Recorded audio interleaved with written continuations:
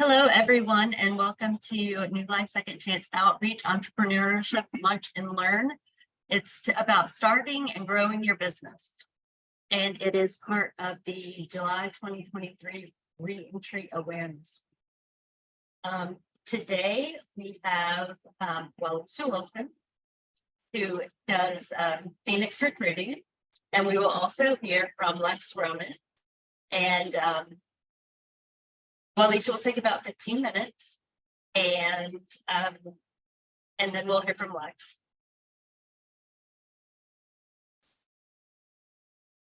Thank you so much, Andrea. Thank you so much. You did great. Thank you so much. Again, my name is Walisha Wilson, and yes, I am the founder of New Life Second Chance Outreach, but I'm also a business owner where I run a Phoenix recruiting and employment services. I assist individuals start their own businesses, start their own nonprofits, help them grow their businesses and their branding by making sure that they have a website presence, assisting them with any forms and documents they may need, contracts. Basically, I'm here to help you succeed and whatever that entails with your business or your nonprofit.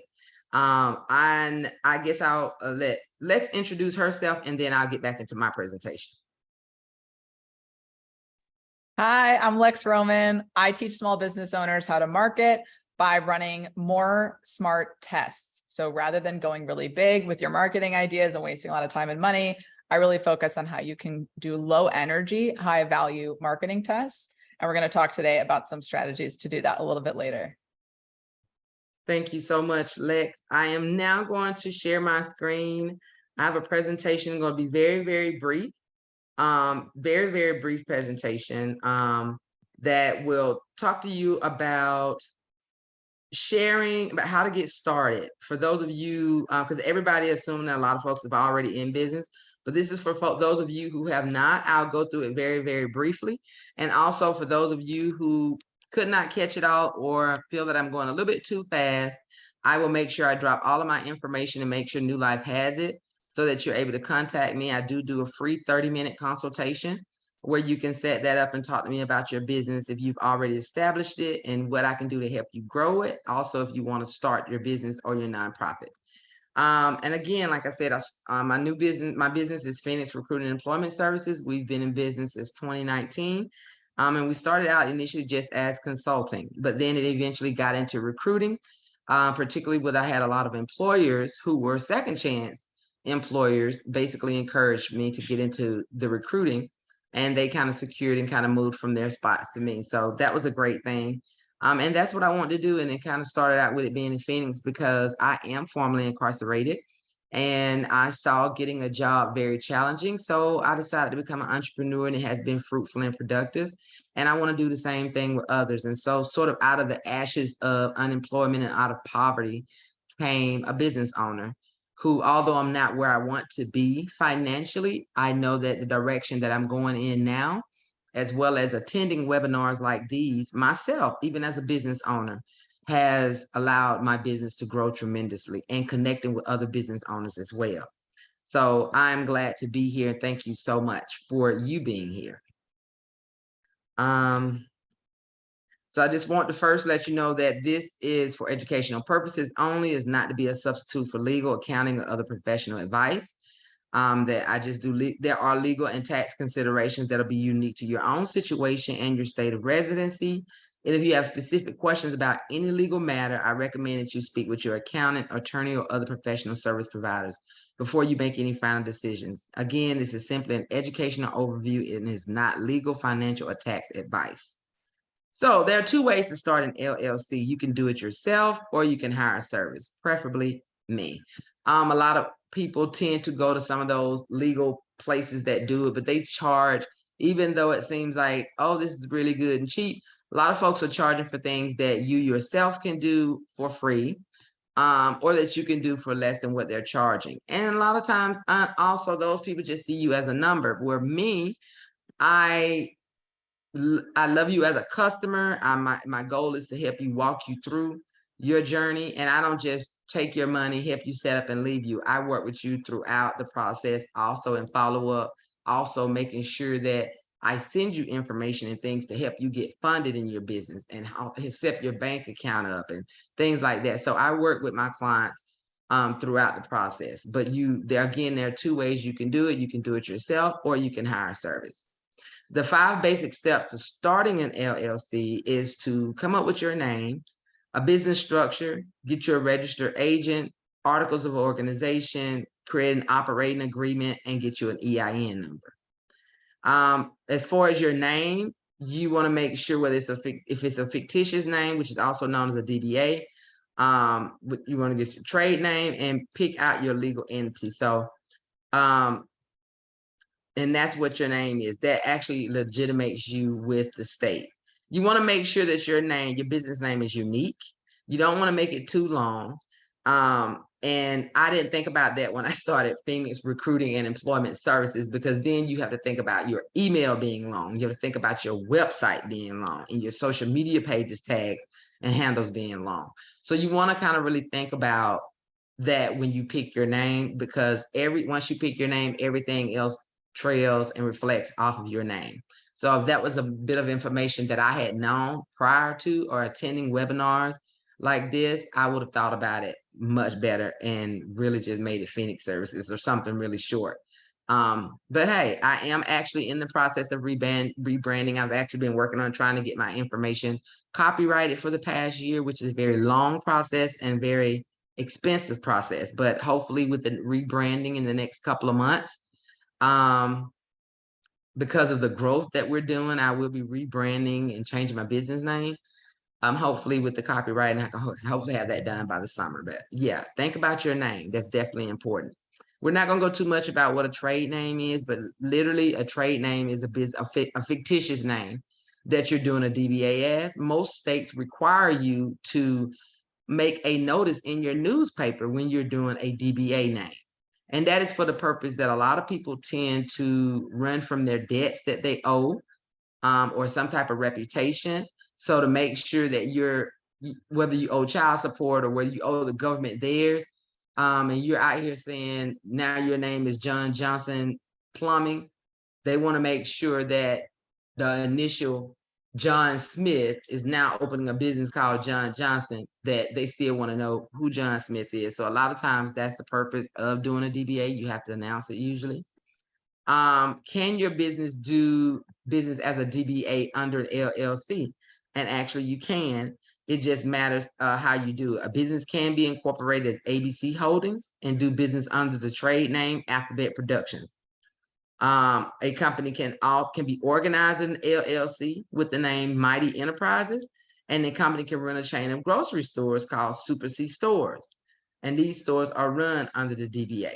And so it just depends on if you feel a DBA is beneficial to you or not, or what's the reasoning why you're getting a DBA. But yes, you can do a DBA business under a LLC. If you ever register your business with your state, you usually don't need to register a trade name, but make sure you check your state, because the state does have a record of you. They want to make sure they have a record of your business and know who owns it. If you plan to be a sole proprietor, you also need to apply for a trade name registration, and this is Georgia, but only if your sole proprietor business name is different from your own. So example, if you are a sole proprietor named Rhonda Smith, but you have a photography studio named Smith Portraits, or Rhonda Smith Photography Studio, you don't need to do a DBA because your name is actually in the actual business name. But if Rhonda Smith was doing business as Catalyst Photography, she needs to apply for a DBA because nobody knows that Catalyst Photography is actually Rhonda Smith. So if your name is actually in your business name, you don't need to file as a DBA. But if your name is not in your business name and you're doing it as a DBA, you do need to file. As far as business structure, you want to make sure there are 5 different structures that you would do. You would pick as a sole proprietor, partnership, LLC, and a corporation. Well, actually there are 4. And then a nonprofit falls under a corporation. A nonprofit cannot fall under sole proprietorship, partnership, or LLC. You have to be a corporation.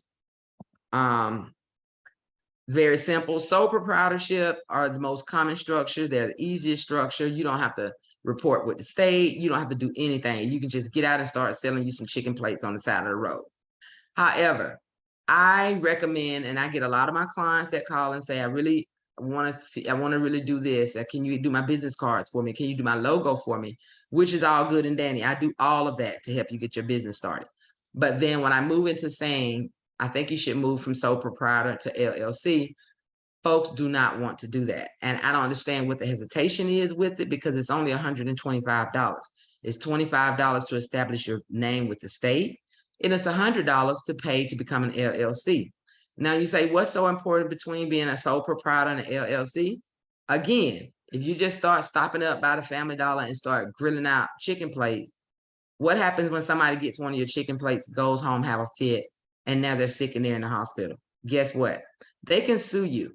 Not only can they sue you, they can sue every dime you have in your bank account. So let's say as a sole proprietor, Walisha Wilson, I'm out cooking chicken plates, somebody gets choked off a bone. I can't help that you're eating too fast, but that happens. Or somebody got sick. You said, oh, I'm selling chicken plates and it's just gravy, and they don't have onions in it, whatever the deal is, whether you're doing hair, whether if it's something that's going, we'll get to that when we do the LLC. But again, that person gets sick and they sue me. They can take every dime that I have in my bank account. Why? Because as a sole proprietor, you're not protected. As opposed to me spending $125 that would protect me if I had my own personal bank account with $100,000 in it, but I have my business bank account that has $50 in it, they can only sue me for $50. They cannot touch anything in my personal account. This is why it is so important to get an LLC, because you're protected from your liability, unless you've done something to intentionally harm somebody. So I want to put that in there. If you have not done anything that's potentially harmful on intention. But other than that, that is so important to pay an extra $125. Partnership, again, is with 2 or more people. And of course, the cons of being a partnership, have got a lot of good benefits, but the con is that personal assets are also risk in general partnership, and partners are liable for each other's actions. So if you got somebody and they've done something, you could literally be financially, emotionally, and stressed. You can become socially harmed by their actions. So I definitely tell people to avoid partnerships. And you have 3 different types of partnership: limited liability, and LLC partnerships. We're not going to talk too much about it. And it's just right there, just telling you about the different types of partnership and number of owners, type of owners, and what gives you personal liability protection. And it looks only the limited partnership, limited liability partnership, and LLC partnership gives you some type of personal liability protection. And only 2 of them actually give you protection from your other partners, which is limited partnership and limited liability partnership. So if you're going to actually be a partnership, I would definitely recommend that anybody choose those 2, limited partnership or limited liability partnership, because not only do they offer you personal liability protection, but they offer you protection from your other partners' actions. And of course, you need to have a partnership agreement. And this goes down to the T of telling you who gets what, who's responsible for what, who's liable for what. That is the clear thing of letting everybody, each partner, know what is what. Okay. Corporations, these are normally called C Corps, and these are what nonprofits fall up under. And some people who don't do nonprofits, they want to do some professional for-profit business. And I don't know who done told them it's cuter to have an INC at the end of your name, but I can tell you this: an INC at the end of your name can definitely, it requires more intensive record keeping, operational processes, reporting, and by being a corporation, you're taxed doubly.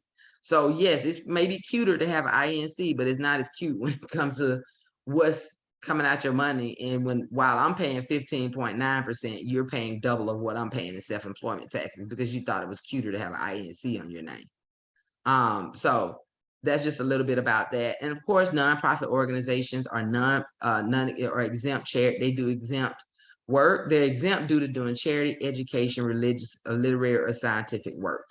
And that when people get nonprofits, this is one of the biggest challenges with a lot of folks. You do not own a nonprofit. A nonprofit belongs to the community. So when you get stuff, you do have a lot of times people get nonprofits and they say it's theirs. sometimes when with my nonprofit, I'll say, oh, this is my nonprofit because people can relate that to me. But I have the common sense to know that it belongs to the community. And so you do get that, and it's very similar to regular C Corp rules, except for the fact that they aren't taxed. While LLCs file articles of organizations, nonprofits and corporations file articles of incorporation. So there's a difference between organization and incorporation. And of course, there are the different type of business structures that fall in line. So you want to make sure that you know that whatever you're wanting to go into, whether it's for-profit or nonprofit, these are the different business structures that tell the ownership, the amount of liability, and taxes. Now, I just want to make a note that for a nonprofit, it does say that owners are not personally liable. And I don't like when they say owners because no one owns a nonprofit, but also that's not necessarily true because there comes this thing called piercing the corporate veil. Now, normally when you have people and you're sitting on somebody's board of directors and you're not held liable for stuff, there is an exemption. And again, that's called piercing the corporate veil, which in other words mean you're doing something to intentionally do something, therefore you're not protected. You're intentionally stealing, you're intentionally doing something causes harm to the reputation of that nonprofit, therefore you're not protected. A registered agent, anybody can be their registered agent. You don't have to go and purchase this $150, $200 for a registered agent. You can be your own registered agent. However, I don't recommend anybody being their own personal registered agent, and I found this out myself, because your registered agent's address, phone number has to be listed on the state website that you're applying to do business in. So if you're in an abusive relationship or have been, you've got a restraining order against somebody, or you just don't want people knowing your home address, I definitely would not be my own registered agent. Now, if you decide to go and get you an office space that has someone that works there during the day, perfectly fine with becoming your own registered agent. You can't become a registered agent with a PO box. You must have a physical place where somebody's going to be there, because the purpose of a registered agent is to receive all of your legal documents in case you're being sued. And that has to be delivered to someone. So that's why you can't have it as a PO box. So again, if you want to make yourself a registered agent, you can do that. Perfectly fine. List your name on your application as your registered agent. But just know that the address that you're putting online, anybody can go and type your name up and it will come up. So you want to be careful and decide on what it is that you're doing. Now, I know that something went in the chat I cannot see while I'm sharing the screen, so I will get to that shortly. And this is just talking about articles of organization, operating agreement, EIN number. I would like to just tell people, not every business needs an EIN number. And also it's something you can do for free on the IRS website. We're not going to go through too much about how to reserve your name, but it is $25 on the state of Georgia website. Of course, there are certain things you can and cannot do. You simply just go to the online portal and go to name reservation, and you pay $25 to reserve it. It normally takes 7 to 10 days to come back as approved. And once that approved, you move into getting your LLC.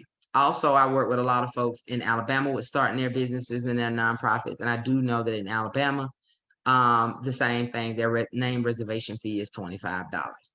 When you reserve your name, you want to make sure that it does not sound like other people's names. So by you want your name to be Boys with a Z, and it's exactly like somebody else, that's not going to work. It has to be distinguishable. So using things like the little and sign or putting a dot between something, that does not make your name distinguishable. Andrea's Cookie House,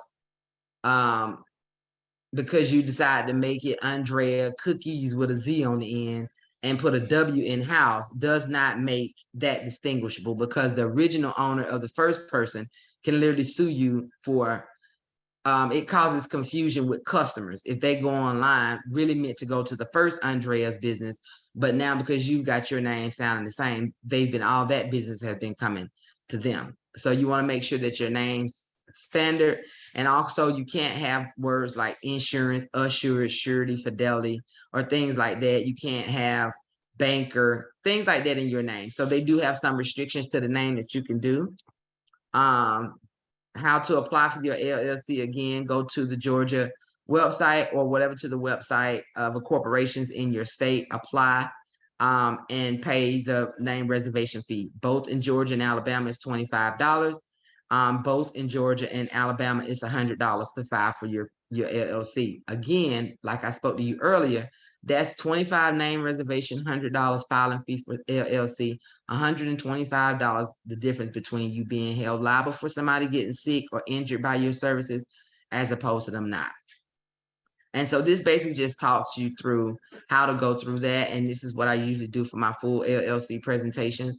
And I won't go through that now, but I will talk to you about making sure your name is matching and all of that information. You can file by paper. And that takes a little bit longer. For those who are looking to file nonprofits, your filing fee can be as little as $275. It can be also as high as $600. That is non-refundable. And I do assist individuals with starting their nonprofits. And this is what I have to tell them: when you want to make sure that when you're working with me and communicating with me, giving me the right information, that information is that filing fee is non-refundable. A lot of the questions I get for filing fees is, can I raise money for your filing fee? Yeah, you can raise money for your filing fee, but 9 times out of 10, a lot of people are not wanting to donate to you to raise money for your filing fee because you are not deductible yet. People want to donate to what's tax deductible. So no, you cannot say, oh, if you help me with $100 toward my filing fee, when I get my tax deductible, I'll send you a receipt so that your stuff can be tax deductible. It doesn't work like that. You're not tax deductible until you get the letter from the IRS saying that you are tax deductible. And so I'm not going to go through this because I'm going to go ahead and move into Lex's presentation. But also, these are some things that I help with. Now that I've helped you with your LLC, I assist you with your logo. I assist you with setting up your invoicing system and helping you identify invoicing software, even free stuff. I help you with accessing and locating resources that help you with your website and social media. I do your website and social medias for you.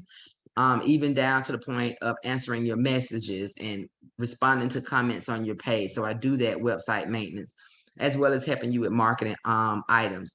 One of the things I'm very skilled about is I used to be an extreme couponer. And to be able to know how to go into a store and buy $600 worth of groceries for $15 has kind of spilled over into my skill as a business owner. I have a 1-800 number. I have a vanity number. I do my invoicing. I have a website, my logo. Just to get my business together, I spent less than $40. And so when folks call, they think it's a really big business. No. Yeah, I can show you how to get your invoicing done for free. I can show you how to get your logo for a little $5 or $10. Your website, I think I paid $3 a month for my website. I hear it just cringes when I hear people say they're paying $50, $100 and something each month for their website. No. Business cards for $10 and $15, and it's just no. So that's what I tend to do. So I don't just drop you off and be like, okay, I got your money, help you with your LLC or nonprofit, you've gone, boom. And no, I go further with you, whatever you need. And I also, when I find funding and grants, I send that to you as well. And that's about it. We're not going to talk about business license and permit. I just want to kind of give you the truncated things of some of the work that I do to help clients kind of get started. But also just to give you some idea of what you can do yourself as well. I will drop my Calendly link in the chat. I do a 30-minute free consultation to find out what it is that you want in your business. Also, whether you want to start a business or start a nonprofit, and how I can help you. It has been a pleasure to bring this information to you. I know it was very brief and very short. But again, we are able to talk a little bit more offline. Thank you all. Anybody have any questions for me before we go into Lex's portion?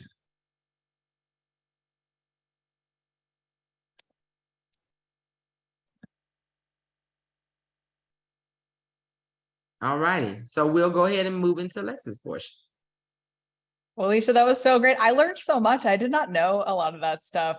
And also I really admire that you keep your costs low, because I think people overspend. They like over purchase software and things like that. And you know, logos and stuff. They really spend so much money on that in the beginning of their business. And I think it's great to keep the costs low the whole time. I think it's great to keep the costs low in the beginning, especially because so much changes, right? You're like, I don't even know if I like these colors anymore. Or like I might change the name after I register it. So I love the, you know, keep it lean approach is so solid. Okay, let's get into it. So I have a little workbook actually for y'all. And we're going to start with some introductions. I want to hear where people are, but I'm going to give you the link to the workbook. Let me add the HTTPS. You can click on it. So you can grab that and copy it, and we'll be using that for some of our session today. So this session is about starting and growing your business. Walisha's focused a lot about the operations, the legal structure. There's a lot that goes into that side of a business. It's pretty critical. I'm going to focus more on how do you find your customers? How do you show up online? What is your business actually doing day to day? So my background is in something called growth design. I used to work in Silicon Valley. I worked in San Francisco and Los Angeles for high growth startups and for companies in growth stages and companies in enterprise stages. So the biggest company I ever worked for was Toyota. And I worked with companies that are so small you've never heard of them. I've worked with nonprofits. I've worked with small business owners now for a couple of years. And so 10 years, I did online growth and conversion design. I spent a lot of time figuring out like why people weren't using an app, why they were bailing on an app, why they weren't turning into paying customers. And in 2021, I turned my attention to the small business space. And especially after 2020 and how many people had to go online with their business, I was like, I just feel like there's a big skill gap, right? Where business owners don't know how to find their people online. And so I really focus on three things. I focus on low energy ways to reach your customers in high value ways. So you're making sure that that these things are paying off for you. And I focus on relationship-based strategies. So a lot of people, especially when they first start their business, this is actually true of tech founders too. They think I'm going to blast it all out there on Google. I'm going to blast Instagram. I'm going to blast Facebook. And that's how people are going to find me. And the reality is that as a brand new business owner, no one will see that. And so we focus more on building from the inside out. And we're going to talk more about what that means today. Okay, I want to start with some introductions so I can get a sense of where y'all are with your businesses. And then based on that, I'm going to move us through sections faster or slower. So let's just start with that. Can I get everyone to introduce themselves? I'm happy to call on you, but you can also just come off mute. There's not that many of us. Okay, just give us a little rundown. Started. Yeah, go ahead. So Kelton, Biggs, him, Columbus, Georgia is where I currently reside. We talked about this earlier, KJB Design, so we specialize in all things fashion, branding, and marketing. What's most top of mind? I think with me, when it comes to the last point, is that time management. I have to figure out how to balance the time to be successful and to get to where I need to get to. Yeah, thanks, Kelton. Super relatable. Time management. It's a big struggle. Thank you. Anyone else want to share? I'll share. My name is Walisha Wilson. I just presented. My pronouns are she and her. I'm based out of Atlanta, where I am with my business. I have with this particular business, I have three, but with this business, I've been open for 3 years.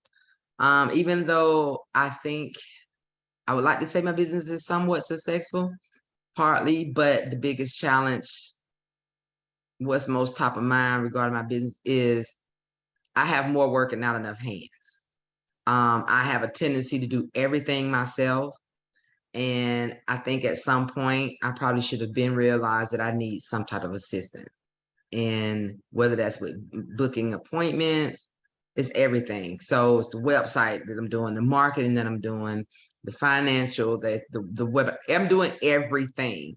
And I think I've outgrown with, okay, I can't afford to do it. But I think with my business now, as it grows, I have come to learn that I can't do everything myself, and that's burning me out. So I think that's one of the biggest challenges that I'm finding right now. And time, like, and it goes, I guess that goes along as well with time management, because I'm having to do everything myself. And I think a lot of one owner businesses are doing that. They're doing everything themselves, but I do need the help. So I need to realize that's what I need to do. Yeah, I think you totally. made a great point. I know personally, like with me, I tell everybody else what to do. And it's like, okay, I know this stuff. I know this is what you're supposed to be doing. I'm pushing other people and not often forget about me at the end of the day because I'm so focused on making an impact in other people and ensuring they're successful. Yeah. Yeah. I mean, I think it's really an interesting growth level to be at where you're like, is it time to outsource this thing? And sort of what should I outsource, right? Should I learn this skill or improve what I'm doing or cut down on work, or should I hire support elsewhere? Yeah. And that's the biggest challenge when it comes tax time. Me trying to learn how to do the books when it's like, well, you should just pay a bookkeeper to do your stuff. Yeah. Thank you for sharing that. Is anyone else, I'm curious, like if anyone's like pre-business, if you haven't started a business yet, do we have any folks like that on? No, but I'm a co-owner of a business. This is James Levert. The business is called Gracie Treats. It's actually animal cookies, and when I say animal, doggy treats, doggy biscuits, and we provide treats and snacks as well as sweets that animals can eat that are non-harming. And we do have the name, however, trying to go LLC and a lot of the other stuff has been a challenge. And so right now we're branding by word of mouth, as well as going into some of the shelters and meeting people at the animal clinics that do grooming and stuff like that, and putting our biscuits and our treats out there. And so that's what we are. Okay. Been in awesome. operation for about a year. I'm sorry, but been in operation for about a year now. Awesome. Cool, James. So would you say the biggest challenge is moving from word of mouth to bigger marketing channels, or what's the top of mind challenge for you right now? Bigger marketing challenges and trying to come up with the funds to actually get it launched and go bigger than our city. We're in Tuskegee, and so we have been impacting Montgomery, but that's where we are. Cool. We're trying to work out a kitchen and get into a brick and mortar building to actually operate and function. Awesome. All right. Thanks for sharing, James. Anyone else want to share where you are with your business or a little bit what you're up to?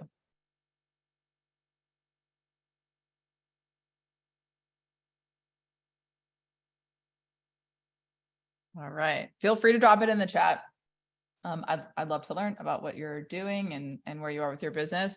So given what I heard from people, I'm gonna actually blow by this section about honing in on your business idea, but just to share a little bit about where I'm coming from with this, in case that's where you are and we just didn't hear from you, or in case you want to share this with a friend, and you'll find this information in that workbook. So that first section there is honing on your business idea.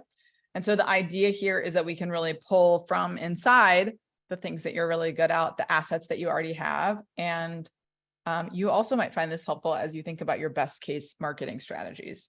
So just to run you through this a bit, the first thing that I would have you think about is your skills. What are you good at? This can include like work experience. This can include skills that you've developed over the years. We always want to lean into what you know.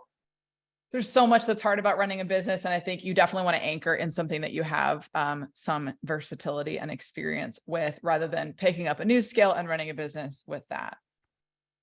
I also want you to think about people. And again, this plays into marketing. Who are the strategic relationships in your life? Do you have an industry background in a certain arena? Do you have a location-based leverage point? Who are the people that you know? Who are the groups of people that you know? So in the past, when we ran this workshop in the past, we had folks who had a lot of relationships with churches, for example, or with healthcare. And so using those as a jumping off point for audience building made a lot of sense because those relationships are already established. So who do you know? Who do you know? You know their problems, you know their pain points, you know how to reach them. Thinking about that can give you a huge leg up in how you run your business. I also really encourage new business owners to think about their working style.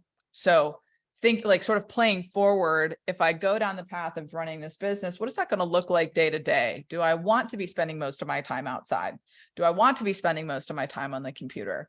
Do I want to be doing design work? Do I want to be on phone calls with clients, right? So what is that business actually going to look like day to day? And is that a working style that you actually enjoy doing? And then lastly, it's really helpful to think about money because depending on how hard the businesses that you want to get into is, you might need a little bit more runway. There are businesses that are a little bit closer at hand for you based on where you've come from, based on your professional experience and the people you already know. And so if you go for one of those, that's going to pay off faster in getting revenue in the door versus if you really go off on a sort of an innovation venture and come up with something new. And that this is really coming from, as I shared my experience with Silicon Valley founders, you know, a lot of times they would start something that was really going to take a while to get some traction, years, right? Years to get some traction. And so those founders always needed a lot of money. And so thinking about, you know, how fast can I get revenue in the door of this business? How fast do I need that revenue coming in the door might make an impact on what you decide to really move forward with. Okay, skipping through that. I want to start here with mapping your business strategy. I think that this could be helpful even for those of you who are already in business. And so I'm going to run through what this is, and I'd really encourage you to focus here on the thing that's most pertinent to your business. So don't feel like you have to check all the boxes on the worksheet. Just look at the questions I'm going to present and see if there's one that you really want to focus on. So when it comes to laying out a business strategy or reevaluating your business strategy, I think it's really helpful to use a tool called the Business Model Canvas. Has anyone heard of the Business Model Canvas? You can give me a note in the chat or give me a little thumbs up with your Zoom reactions. The Business Model Canvas is a one-sheet business model. So we used to talk about like making big business plans, right? People would write really long business plans, but increasingly, especially with the advent of the internet, business moves really fast and we have a lot of assumptions about how our business is going to work. And as we get out there and we start pounding the pavement of our business, we realize that we're wrong about a lot of things and we need to adapt quickly. And so what's beautiful about the Business Model Canvas is that it's just a one sheet, like 1 hour, one sheet activity that you can do to sort of lay down the strategy of your business. I'm going to walk you through a couple examples and how you can use it to identify gaps in your thinking. This can also help you like sort of circle in on a place to really focus your time and money. So we're going to start with an example here. Zara, the clothing company, maybe all know Zara. It's at the mall, I think. So Zara is a big fashion retailer. Kelton, you probably know Zara from the fashion world.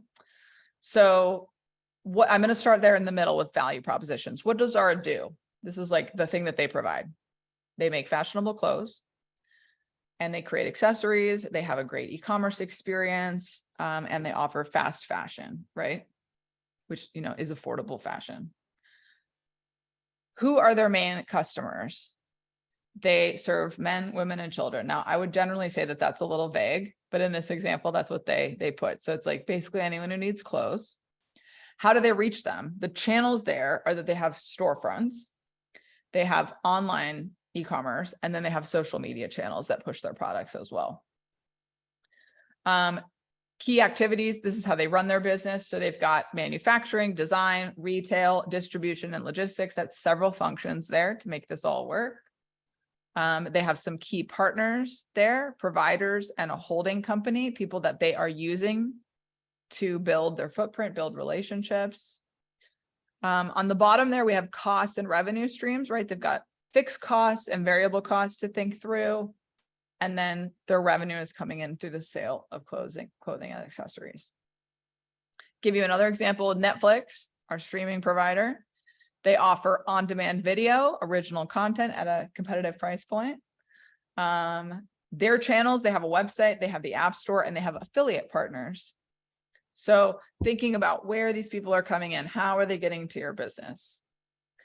Some of their key partners, internet service providers, right? They need to make sure that they have internet speed, that they are getting seen. And third-party studios. For a long time, Netflix leveraged content from studios. So that was a big key partnership space for them. So thinking through these different areas of your business and making sure that you have an answer for them can really help you figure out why something's not working, right? And hone in on, maybe this is the area that we should really focus on. So in your workbook, if you scroll down to the second section, map your business strategy, you'll see the sections that I'm going to present. And I'm going to walk through and explain what they all are. And then I'm going to give you a couple seconds to think about them. Okay, so the first thing I want you to think about is the value proposition.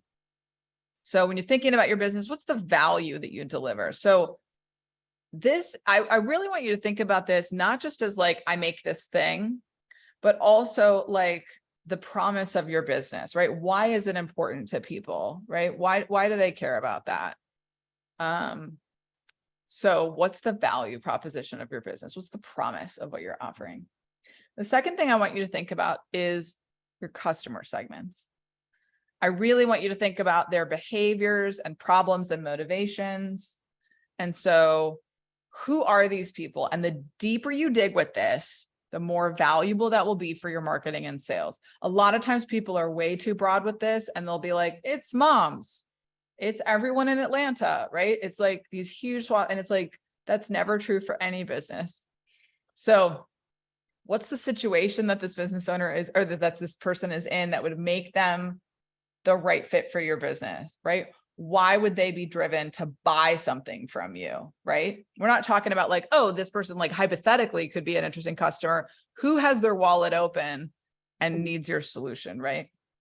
So Alicia talked earlier about the, you know, the business owner who might be doing like chicken plates at the grocery store or something like that. Their buyer, like they might say, oh, well, my buyer is everyone, but it's not, right? It's people who eat chicken, right? People who eat meat, who happen to be shopping in that area of town, who are hungry in that moment. So you have to think a little bit deeper about those situations. That will help you figure out how to reach those people in the moment when they need you. So is that usually a question with sort of like what you were saying? I know James mentioned earlier he was selling dog treats. So if he is in areas that are likely with people who have animals, that would be good. Or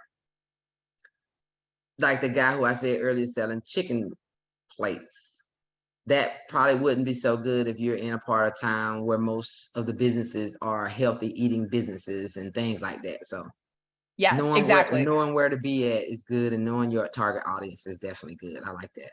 And knowing that moment, right? Like, have you ever seen those guys that when it's hot? I'll never forget, we went on a family vacation somewhere. It was like baking in the summer, and there was a guy out there with frozen Cokes. And it was like, we would have paid him $20 a Coke because we were so thirsty. It was like, he was in the situation where we needed that versus, you know, like in the dead of winter with frozen Cokes. So, James, for your dog treat business, it's like going deeper than, it's not just dog owners, right? It's dog owners that care about what their dog is eating. It's dog owners who are shopping for interesting treats, right? If you have a dog owner who just like legit doesn't care that much about their dog, which sadly is a thing, like they're not looking for interesting treats to give their dogs, right? So you getting more specific about that, like who is this person that cares about this, you know, and what situations, like as Alicia said, like maybe they're at the dog park, maybe they're at the groomers. When are they thinking about this? You know, what sort of triggers them to buy a dog treat or a set of dog treats, for example? Go ahead. What were you going to say?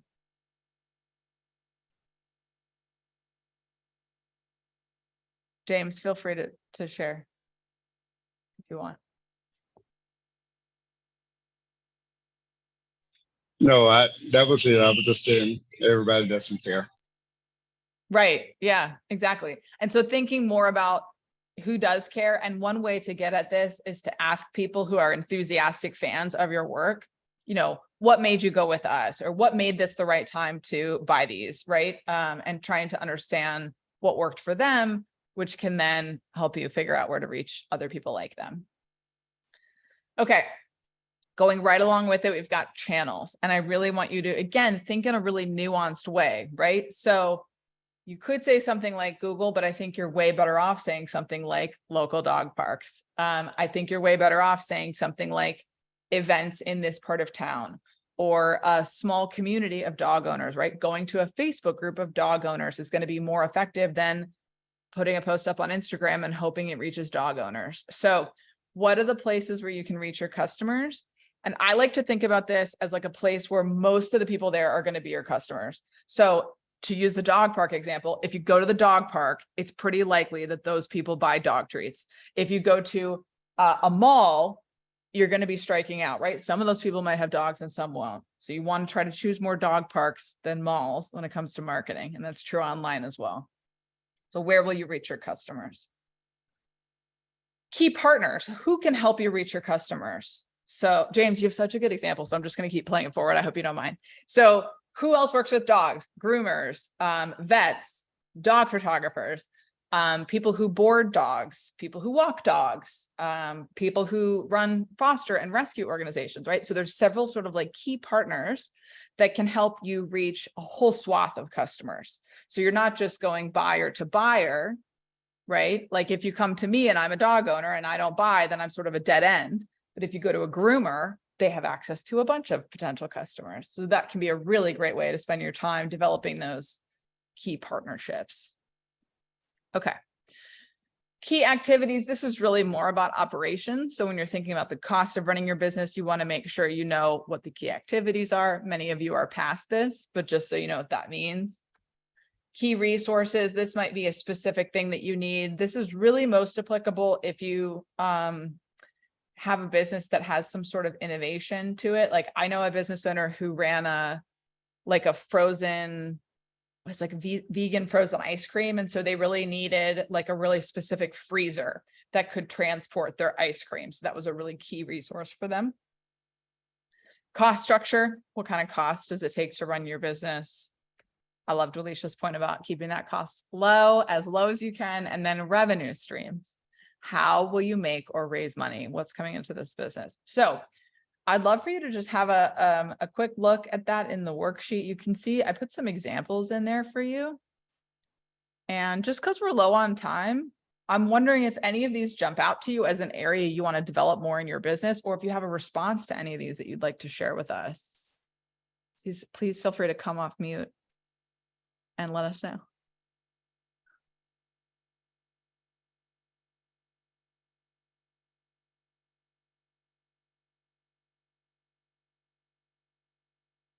Do any of these resonate as something you're like, yeah, I should really work on this piece, or I'm not really sure what this part means?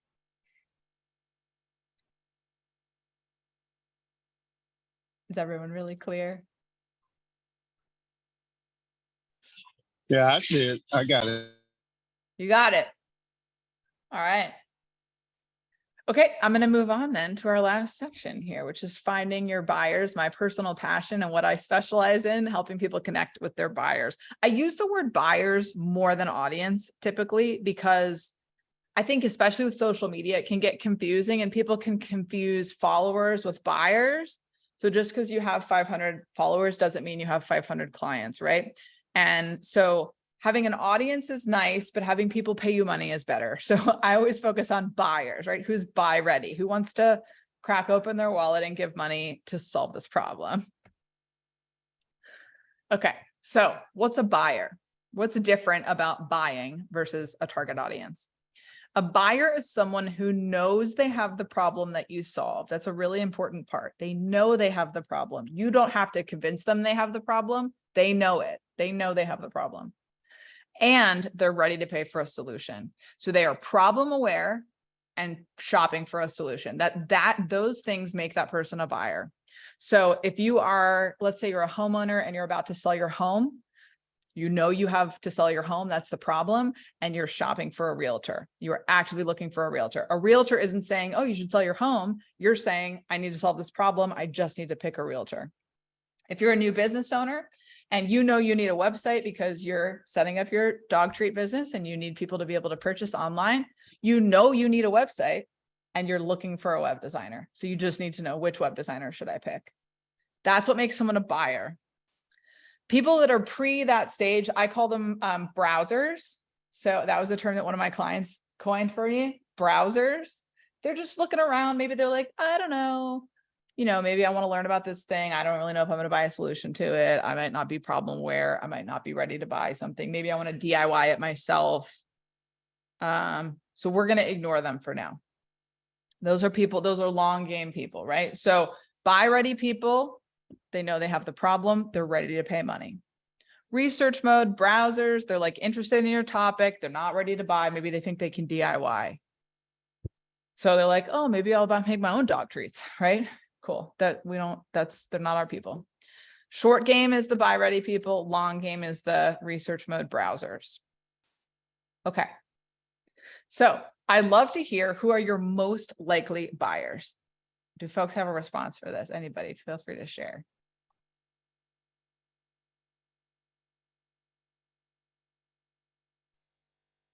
Well, for me, that'd be pet lovers, animal lovers.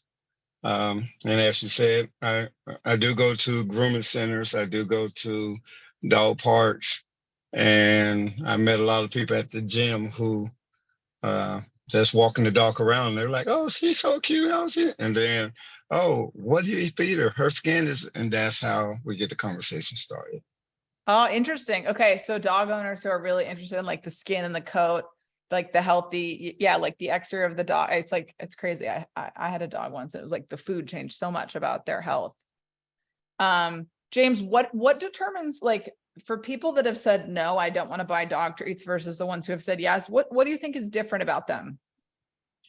It's usually cost. They feel that, oh, my dog eats everything. My dog eats table scraps, and their lack of understanding, lack of knowledge that dogs are not built to eat everything that we eat.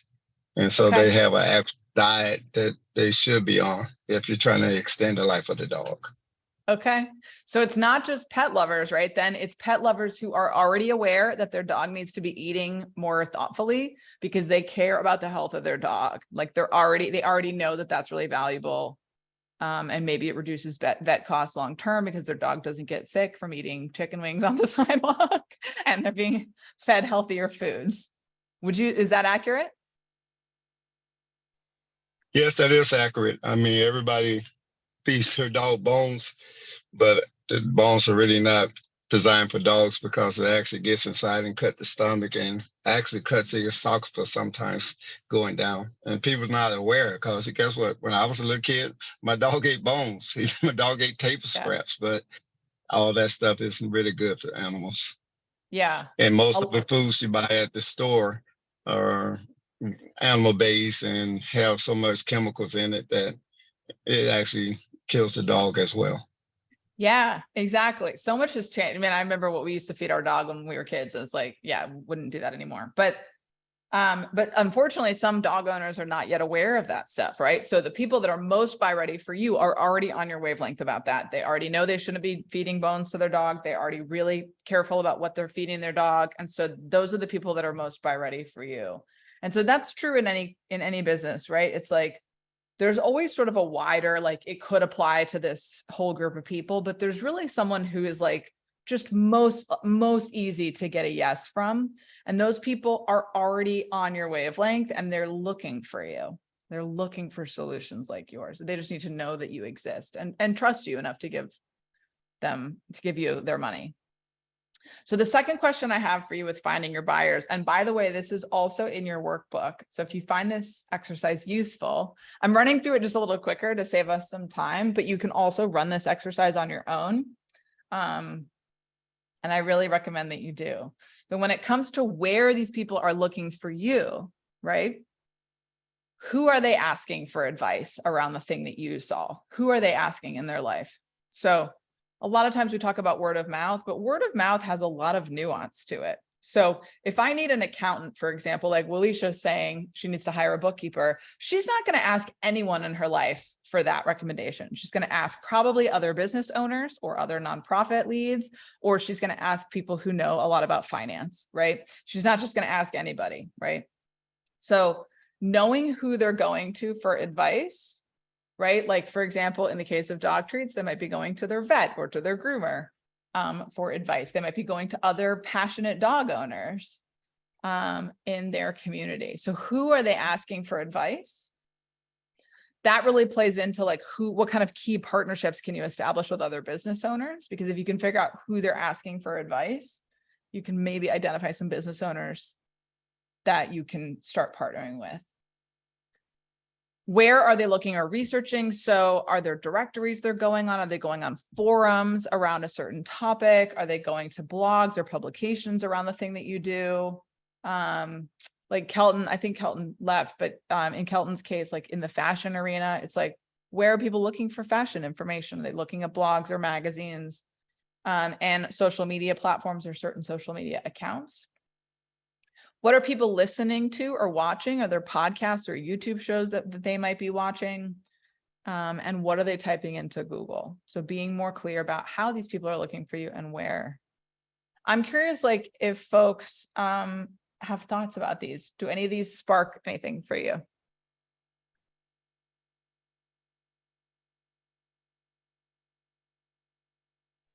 I think where it says, where are those buyers, where we say where we're looking for buyers at? Is that the question you're asking? Yeah, I'm just wondering if any of these categories like sparks a new idea about where you can find them, where they might be hanging out. Well, I think with me, I don't think Angie's List would kind of be my thing, because I think most of the time I see that with services, physical services. But I don't know, I've never checked them out to see.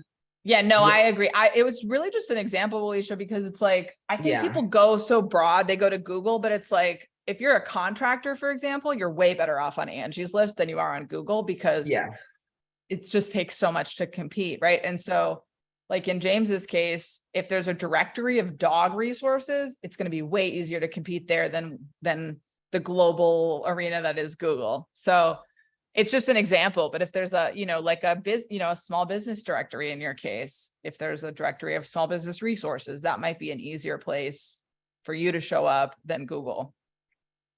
Okay. I like for people to think about the most targeted place, because it's really hard to compete in these huge, like, global spaces. And you're just hitting a lot of people that are not necessarily your people in those spaces. So you can go more targeted where they're looking for you. If you can find like a niche directory, a local directory, an industry-based directory, a topic directory, like, there's a lot of like moms groups, for example, and they collect resources together on blogs and forums. And so if you're targeting moms, you're going to want to show up there instead of on Instagram, where you might hit high schoolers and retirees and all kinds of other people that are not moms. So it's really just about thinking about where these people are looking for you and showing up in that moment when they're looking for you, if you can do that.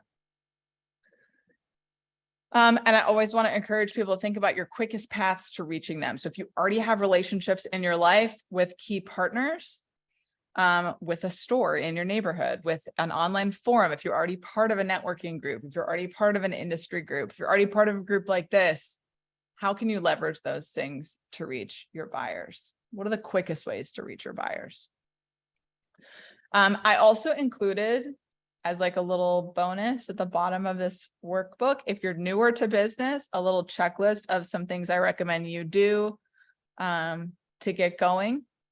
So starting a business email, I'm sure Alicia has good resources for this too.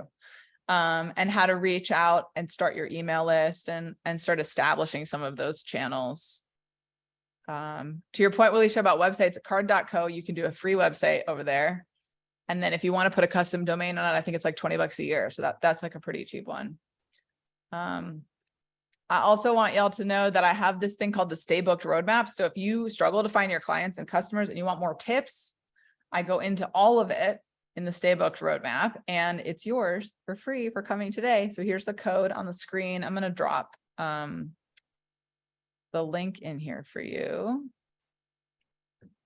And then just use that code that you see there. And if you're local to Atlanta, I want to invite you to join us with the Atlanta SoloPreneurs Club. You can find us at atlantasolopreneurs.com. We meet locally. We do like coffee meetups for business owners. It's a little like support group that we have going on. And we have an online channel there too. And then Like-Minded Collective is a free networking group for female founders that I'm a part of. And I highly recommend getting involved over there. It's a great place to find partners and get support too, and ask questions. And then I want to invite you to connect with me. I have a podcast called Low Energy Leads, where you can hear more tips about finding your buyers. And you can get on my newsletter, or please reach out if you have more questions. And I'll leave it there since we're pretty close on time. If folks want to share reactions or any questions that you have. Thanks so much for having me. Put my in the chat there. Well, I don't know if Andrea's still there or not, but thank you so much for that information. Oh, there she is. Did you get the information in the chat, Andrea, that I sent you? Okay, well, Andrea's got it from here.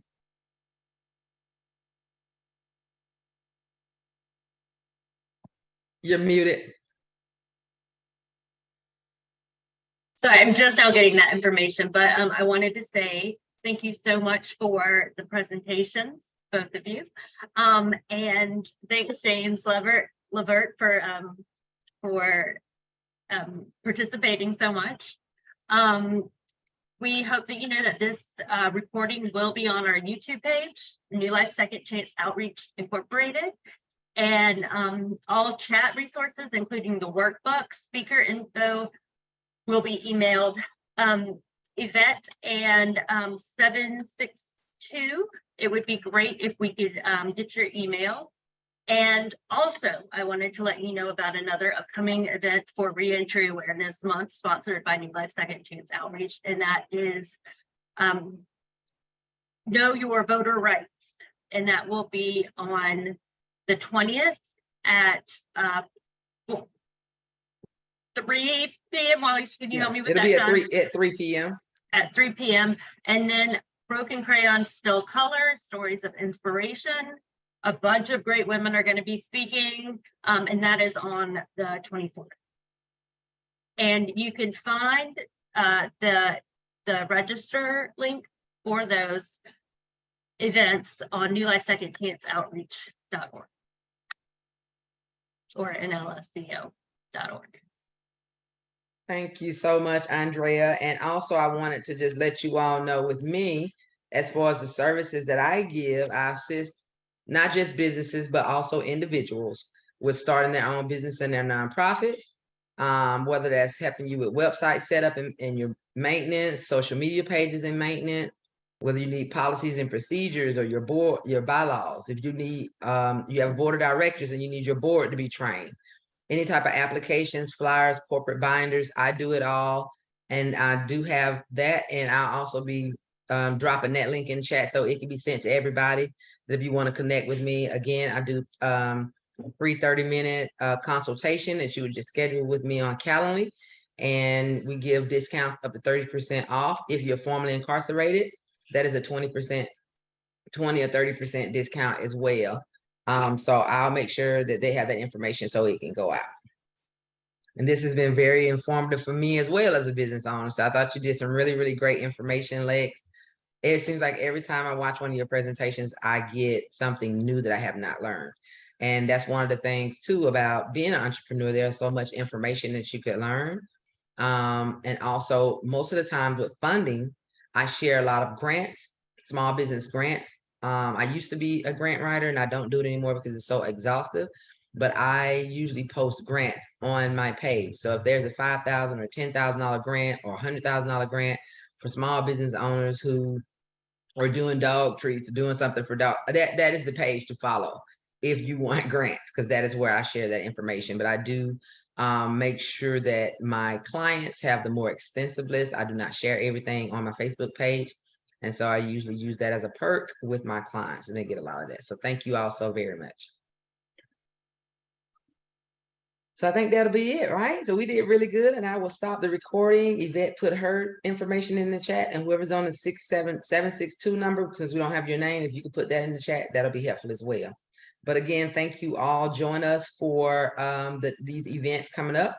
Our last two events for Reentry Awareness Month are on the 20th and the 24th. And of course, all this information will be emailed. And of course, in the description of the YouTube video will be some of the information as well. Thank you all so much for joining us. I'll stop the recording. Lex, thank you so much for the presentation. I wanted to speak up, but I did not speak up